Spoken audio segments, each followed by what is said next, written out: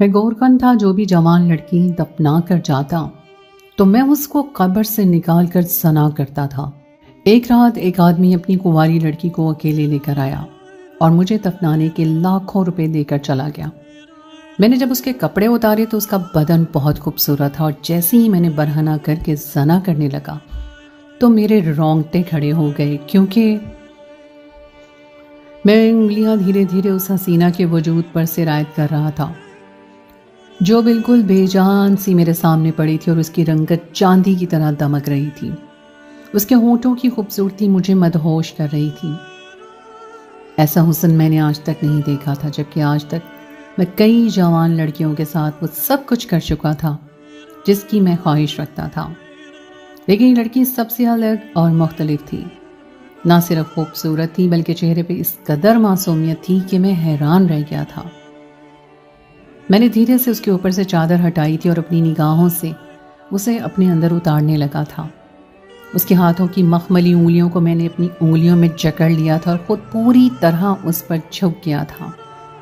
اسے دیکھنے کے بعد میرے دل میں خود بخود یہ خیال آیا تھا کہ اتنی جوانی میں کیسی یہ موت کے منہ میں چلی گئی۔ اگر یہ زندہ ہوتی تو اس کا حسن شاید اور بھی غضب ڈھاتا۔ میرے حساب سے وہ کوئی 16-17 سال کی جوان لڑکی تھی جو 1-2 سال گزرنے کے بعد تو پوری طرح کھل کر گلاب بن جاتی اور کسی کا بھی چین سکون لوٹ لیتی۔ میں نے آگے بڑھ کر اس کی گردن پر اپنے دہکتے ہوئے ہونٹ رکھ دیے تھے اور اپنی گہری سانسیں اس کے وجود پر چھوڑ دی تھیں۔ آہستہ آہستہ اسے چومتے ہوئے میں اس کی خوشبو کو اپنے اندر اتارنے لگا۔ اس کے پاس سے ایسی خوشبو آ رہی تھی جیسے وہ کسی باغ سے آئی ہو۔ اس نے ایک عجیب سا کھلا ڈولا کرتا پہن رکھا تھا اور جسے اتارنا میرے لیے بہت آسان تھا۔ عام طور پر اسے کرتے مرد حضرات پہنتے ہیں۔ پتہ نہیں کیوں اس لڑکی نے یہ کرتا پہنا ہوا تھا۔ میں نے بہت احتیاط سے وہ کرتا اس کے بدن سے جدا کر دیا۔ میں اس موم کی گڑیا کو دھکا نہیں پہنچانا چاہتا تھا۔ میری نظریں اس کے حسن سے خیراں ہونے لگیں۔ میرے وجود سے گرم پسینے چھوٹنے لگے۔ کئی راتوں سے میں تنہائی کا عذاب جھیل رہا تھا، اور آج کی رات یہ تنہائی ختم ہونے کو تھی۔ وہ میری چارپائی پہ اس طرح پڑی ہوئی تھی کہ میرے لیے کوئی جگہ باقی نہیں بچی تھی۔ میں جیسے تیسے اس میں سمانے کی کوشش کر رہا تھا۔ میں نے کس کر اسے اپنے سینے سے لگا لیا تھا اور اپنے ہونٹوں سے اس کے وجود کو پامال کرنے لگا۔ وہ معصوم سی دبلی پتلی لڑکی تھی اور میں ایک لمبا چوڑا جوان مرد۔ اگر وہ زندہ ہوتی تو شاید میرے جذبات کو برداشت نہ کر پاتی۔ میری مضبوط گرفت کی وجہ سے میرا یہ چھوٹا سا کوارٹر اس کی چیخوں سے گونج اٹھا۔ میرے اندر ہر گزرتے پل کے ساتھ مزید بے چینی بڑھتی جا رہی تھی، اور میں اپنے ہونٹوں سے اپنے پیاس کو بجھانے کی ناکام کوشش کر رہا تھا۔ لیکن کچھ دیر بعد میری برداشت ختم ہو گئی تو میں نے دھیرے سے چادر دور پھینک دی اور رہے سہے کپڑے بھی اس کے وجود سے الگ کر دیے۔ اس کا حسین وجود برہنہ حالت میں میرے سامنے تھا، اور میں بے اختیار ہی اپنی حد سے تجاوز کرنے لگا تھا۔ ہمیشہ ایک بے جان کنواری لڑکی کو استعمال کر کے میں خوش ہوتا تھا، لیکن اس لڑکی کا بے جان ہونا میرے اندر کی تڑپ کو بڑھا رہا تھا۔ میرا دل چاہ رہا تھا کہ وہ بھی میرے جذبات کی پذیرائی کرے۔ میں اسے جھنجھوڑنے کی کوشش کر رہا تھا، یہ جانتے ہوئے بھی کہ وہ ایک مردہ لڑکی ہے۔ میں پوری طرح سے اپنے ہوش کھو بیٹھا، اور پھر جیسے ہی میں نے مکمل طور پر اس کے ساتھ اپنی خواہش پوری کرنے کی کوشش کی تو میرے رونگٹے کھڑے ہو گئے۔ میرا نام خوش بخت تھا، لیکن میں بہت ہی بد نصیب انسان تھا۔ زندگی میں کبھی کچھ حاصل نہ کر سکا، ہمیشہ ماں باپ کے طعنوں کا شکار رہا۔ وہ چاہتے تھے کہ میں پڑھ لکھ کر کچھ بن جاؤں، لیکن میرا ذہن ایسا نہیں تھا کہ میں پڑھائی میں اچھے نمبر لا سکتا۔ شاید اس کی وجہ میرے گھر کا ماحول بھی تھی۔ میرے ماں باپ دونوں ہمیشہ لڑائی جھگڑا کرتے تھے۔ میرا باپ ایک گورکن تھا اور وہ چاہتا تھا کہ اماں اور میں ہم سب قبرستان میں مفت کے کوارٹر میں سکون کی زندگی گزاریں، اور یہی میں اچھی تعلیم بھی حاصل کر لوں۔ لیکن اماں کو قبرستان میں رہتے ہوئے خوف آتا تھا۔ اماں بار بار گاؤں جانے کی ضد لگاتی تھی، اور اسی بات کو لے کر گھر میں بہت زیادہ جھگڑا ہوتا تھا۔ ابا کی ضد اور غصے کے آگے اماں مجبور ہو جاتی، لیکن مار پیٹ کر کے ابا کا غصہ مجھ پہ نکال دیتی۔ اماں میری سگی ماں تھی، لیکن جب مارنے پہ آتی تو مجھے نیل نیل کر دیتی۔ اماں کو لگتا تھا کہ میرے مستقبل کی وجہ سے اماں ابا کو گاؤں میں نہیں جانے دیتے۔ جبکہ اماں کا سب گھر بار گاؤں میں ہی تھا اور انہیں یہ زندگی بالکل پسند نہیں تھی. جبکہ ابا چاہتے تھے کہ میں یہیں پڑھی لکھوں اور پھر کسی قابل ہو جاؤں تو ہم ہمیشہ کے لیے شہر میں ہی رہ جائیں. ابا کو گاؤں کی زندگی سے بیر تھا، مگر نہ ہی میں پڑھ سکا اور نہ ہی اماں کے عتاب سے بچ سکا. جب میں بار بار فیل ہونے لگا تو ابا کا غصہ بھی مجھ پہ نکلنے لگا اور میرے اندر ایک عجیب سی نفرت بھر گئی. ہر ہنستا مسکراتا چہرہ مجھے زہر لگنے لگا اور قبرستان کی چار دیواری میں سکون محسوس ہونے لگا. ایسے ہی میں 18 سال کا ہو گیا اور ابا کو پتہ چل گیا کہ میں ان کے مستقبل کا سہارا نہیں بن سکتا. وہ مجھے افسر بنتے دیکھنا چاہتے تھے اور اب یہ انہیں ناممکن نظر آتا تھا. اس لیے ایک دن ابا کہنے لگے کہ میں ریٹائر ہو رہا ہوں، میری عمر ہو گئی ہے، اب میں یہ محنت مشقت کا کام نہیں کر سکتا، اس لیے اگر تجھے کچھ نہیں کرنا تو پھر میری جگہ سنبھال لے. ابا کی بات سن کر اماں کے تلبوں میں آگ لگ گئی. اماں کہنے لگی اس کی وجہ سے تم نے ساری زندگی مجھے اس قبرستان میں جھونک دیا اور اب یہ چاہتے ہو کہ باقی زندگی بھی ہم اسی کے ساتھ یہی گزاریں. مجھے ابھی اور اسی وقت گاؤں واپس جانا ہے.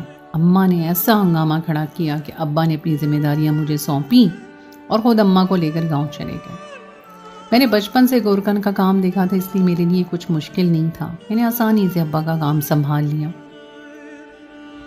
شروع میں تو سب کچھ ٹھیک تھا، لیکن پھر دھیرے دھیرے میں نے جوان لڑکیوں کی میتوں کو قبر میں اتارا اور انہیں اتارتے ہوئے میرے دل کے جذبات بدلنے لگے. میرے دل میں بہت سی خواہشات سر اٹھانے لگی. میں نے ہمیشہ سے قبرستان کی ویران زندگی دیکھی تھی اور مجھے اپنی زندگی میں کچھ رنگینیاں چاہیے تھیں. شاید یہی میری جوانی کا تقاضا تھا. میرا رشتہ بچپن سے ہی میری خالہ کی بیٹی سے طے تھا. جب میں جذبات سے چور ہونے لگا تو میں نے اماں سے شادی کی بات کی اور کہا کہ خالہ سے بات کریں تو پتہ چلا خالہ نے تو اس کا کہیں اور رشتہ کر دیا ہے، کیونکہ انہیں گورکن سے اپنی بیٹی کی شادی نہیں کرنی. انہوں نے تو یہ سوچ کر رشتہ کیا تھا کہ میں شہر سے پڑھ لکھ کر کچھ بن جاؤں گا اور ان کی بیٹی کا مستقبل سنور جائے گا. میرا رشتہ بھی ختم ہو گیا تھا اور ساتھ ہی میری اماں بھی مجھ سے ناراض ہو گئی تھی. پلوشا کا رشتہ کسی اور سے ہو گیا اور یہ سن کر میرے تن بدن میں آگ لگ گئی تھی. میں نے بہت مشکل سے کچھ دن کی چھٹیاں حاصل کی اور گاؤں پہنچ گیا. خالہ نے تو سیدھے منہ مجھ سے کوئی بات تک نہیں کی تھی، البتہ ان سے چھپ کر پلوشا مجھ سے ملنے آئی تھی. وہ بھی مجھے پسند کرتی تھی لیکن اپنی ماں کے آگے ہار گئی تھی. میں نے زبردستی اس رشتے کے لیے اسے قائل کرنا چاہا لیکن وہ نہ مانی. اس نے خود مجھ سے اپنا دامن چھڑا لیا. وہ بھی ساری زندگی قبرستان میں رہنا نہیں چاہتی تھی. میں پوری طرح ہار کے واپس شہر لوٹ آیا اور میں نے سوچ لیا کہ اب میں کبھی پلٹ کر گاؤں نہیں جاؤں گا. میں تنہا ہی قبرستان میں ساری رات کروٹیں بدلنے لگا. جوانی عروج پر تھی اور جذبات کو لگام لگانا مشکل تھا، مگر مجھے اس بات کا بھی یقین ہو گیا تھا کہ مجھ جیسے انسان سے کوئی لڑکی شادی نہیں کرے گی.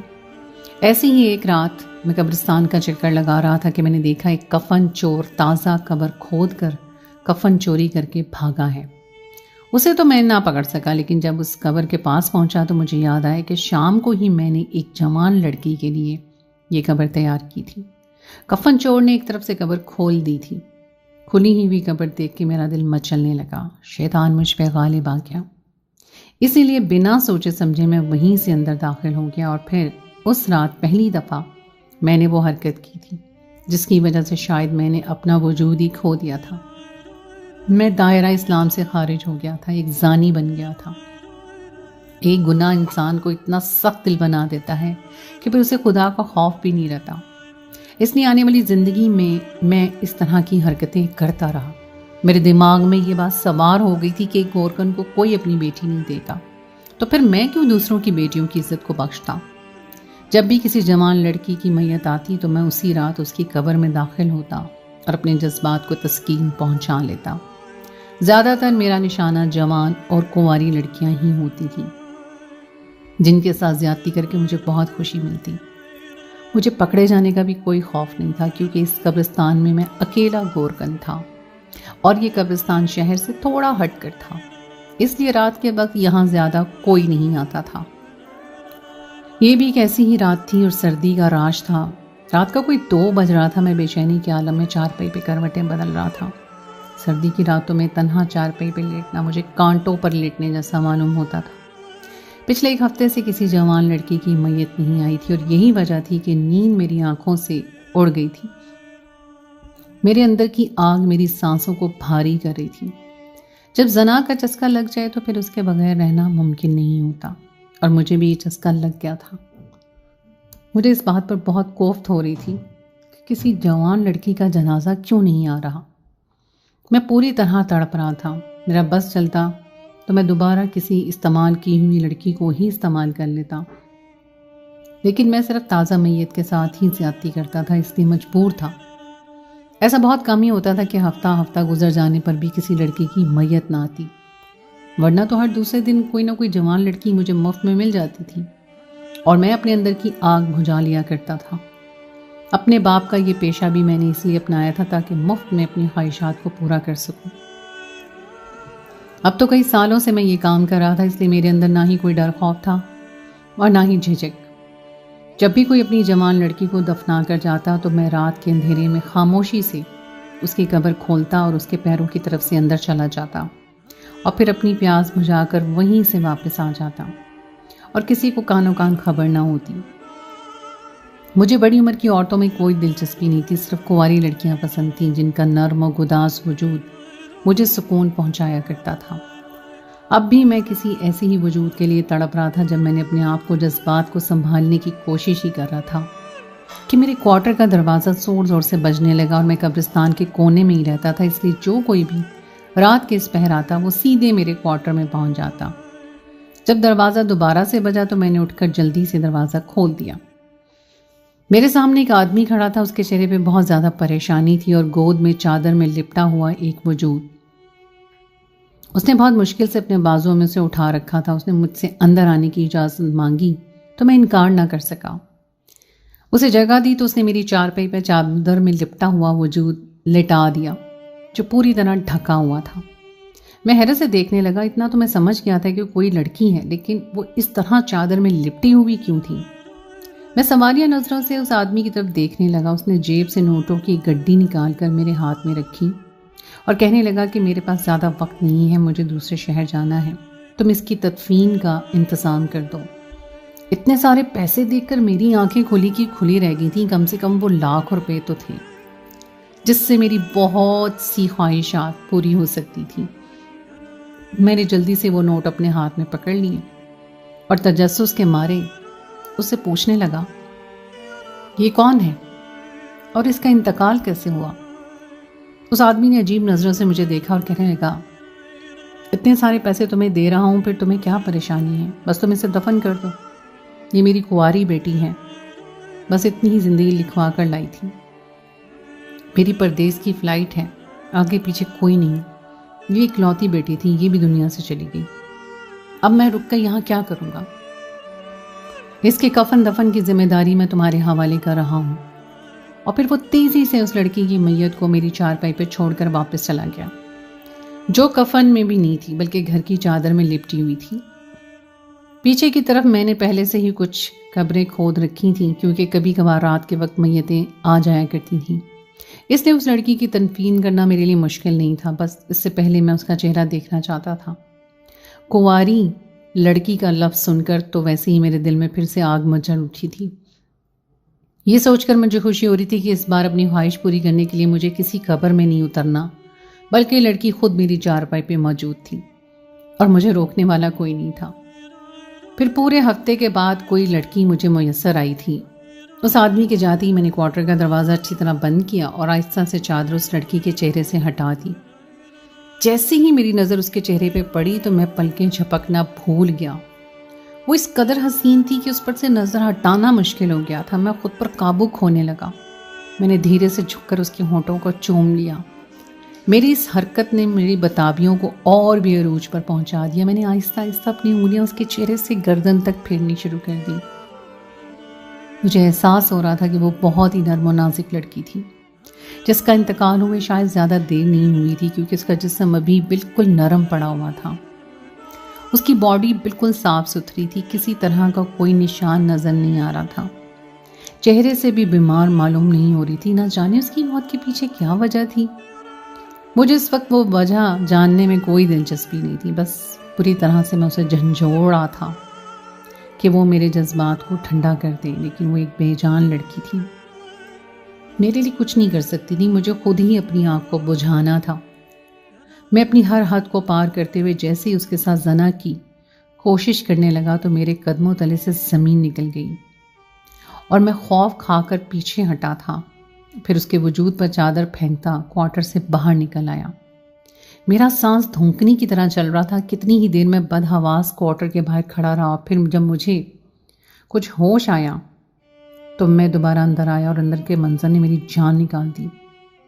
وہ لڑکی کون تھی؟ اسے یہاں کون لایا تھا؟ اسے لانے والا کون تھا؟ یہ وہ سوال تھے جو اب میں جاننا میرے لیے ضروری تھے. وہ میرے سامنے چارپائی پہ بیٹھی تھی. اس نے وہی ڈھیلا ڈھالا کرتا پہنا ہوا تھا, چادر اپنے گرد لپیٹی تھی اور زاروں قطار رو رہی تھی. مجھے دیکھ کے وہ چیخنے چلانے لگی. وہ تو شکر تھا یہ ویران جگہ تھی اور اس کی چیخے سے ان کا یہاں آنے والا کوئی نہیں تھا. میں نے اسے بڑی مشکل سے خاموش کروایا اور بتایا کہ اسے یہاں کس طرح لایا گیا تھا.